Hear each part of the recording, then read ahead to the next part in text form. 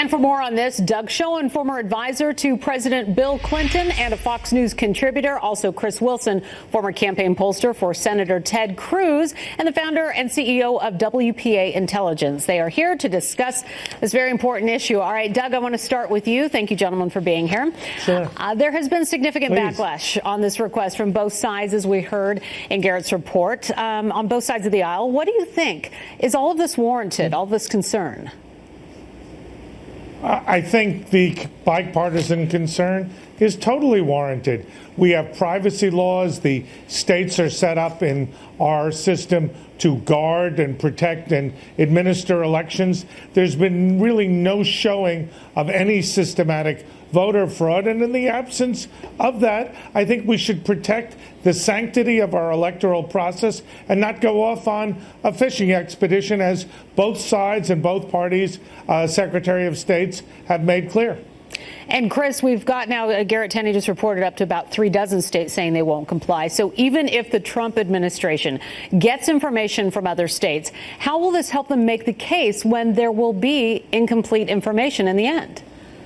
Well, there's a lot of reasons why states aren't complying. Like, for instance, if you take Mississippi and Secretary Hosemann, it's really a states' rights issue. And frankly, Mississippi has already taken action to remove ineligible voters from their rolls. But I think the bigger concern here is Democrats like McAuliffe of Virginia and Cuomo really should want to cooperate, because Cuomo's comment that he doesn't want to perpetuate any myth that Donald Trump won because or lost the popular vote because of illegal votes, he should try and prove that that's false. And by refusing to cooperate, it will, frankly, further and perpetuate this myth. But to say that there's no evidence of this is just wrong. I mean, the think tank Just Facts found 5.7 million illegal votes from 2008. They found 5,000 ineligible voters on the Virginia rolls just with a cursory look. So it's just false to say that there is no evidence of this taking place. And as I think Kobach has said, it really is a moral issue, because every time an illegal vote is cast, it's not just an illegal vote that matters. It is really wiping out the vote of someone who is a true citizen. So it's an issue that everyone should care about, and for it to be as politicized the level it is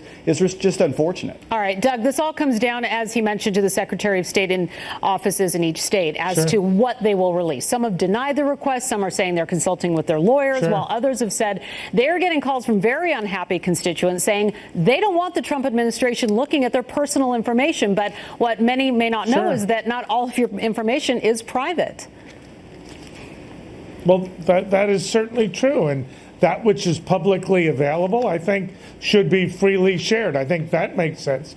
But as to Kris's point that it's a moral issue, I think the real morality here is to protect our constitutional right to privacy, which is really one of the most sanctified and important principles we have in our democracy. And I just think that until and unless we are in a situation that Kris can do a better job than citing alleged abuses in 2008, I think we ought to go. I think we ought to hold back. Kris, last word really quick. Do you think this will all come about?